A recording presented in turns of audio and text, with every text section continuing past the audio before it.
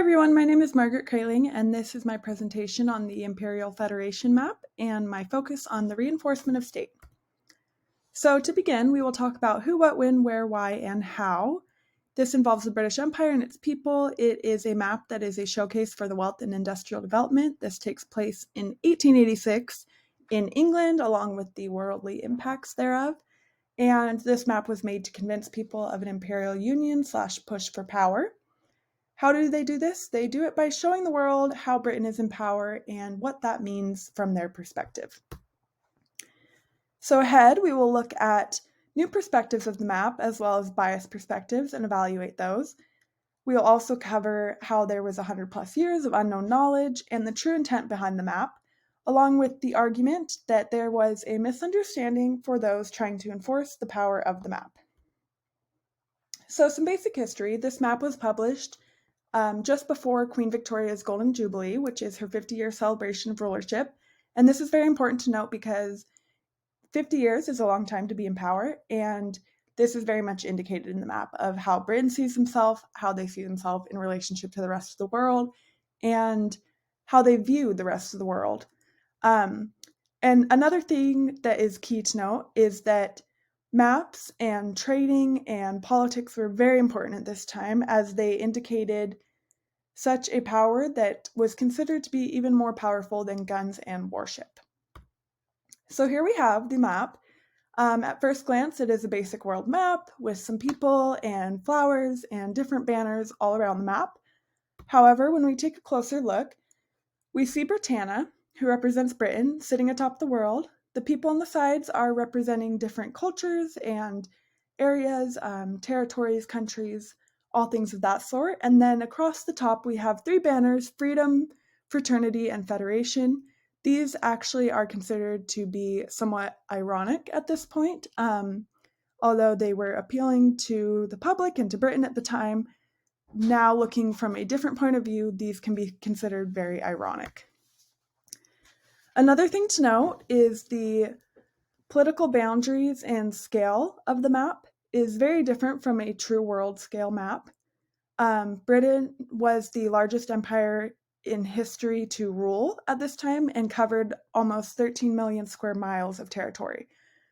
That considered, they very much were a powerhouse. They considered themselves the powerhouse, and they were in charge. They were the big dogs at the time, and this is very apparent through different coloring on the map, different trade routes on the map, and that they are centered in the middle of the map. Everything revolves around them.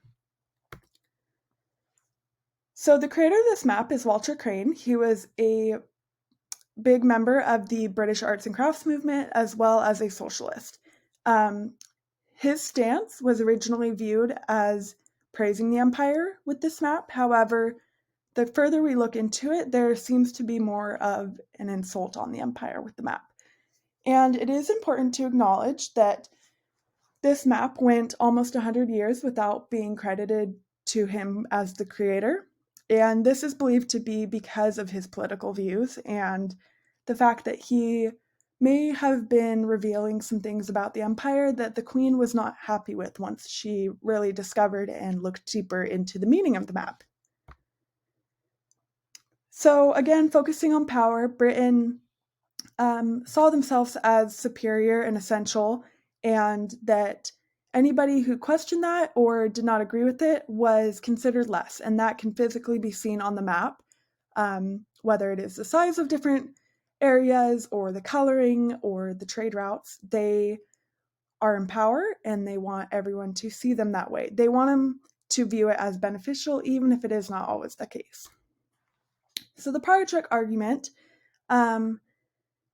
if this was released in the media at that time, what else was being released that is in relation to Britain and tells us about the rulership of that time? What propaganda was being pushed and governed, and why was there no credit given? I believe this is because Queen Victoria wasn't happy with how the map actually displayed her. Finally, looking at the architecture, there is a lack of architecture on this map. I think it could be because it was focused on trade or power. However, it could have also been due to jealousy of other areas developing architecture, and they had to focus on their strengths, which was trade and power at the time. Basically, Britain says, this is how it is. like it or leave. And I think what we can learn from this is that it's always important to get the full story, dig deeper, and look for alternative motives. We can apply this to our current day lives by looking at propaganda, pushed agendas, hidden facts. These are all things that happen throughout history, and this map is a perfect example of how there can be a misconstrued story because of it. Finally, here are some key points. Britain being the center, Britannia on top, and everybody else basically looking to her. I hope you enjoyed this presentation, and thank you for joining along.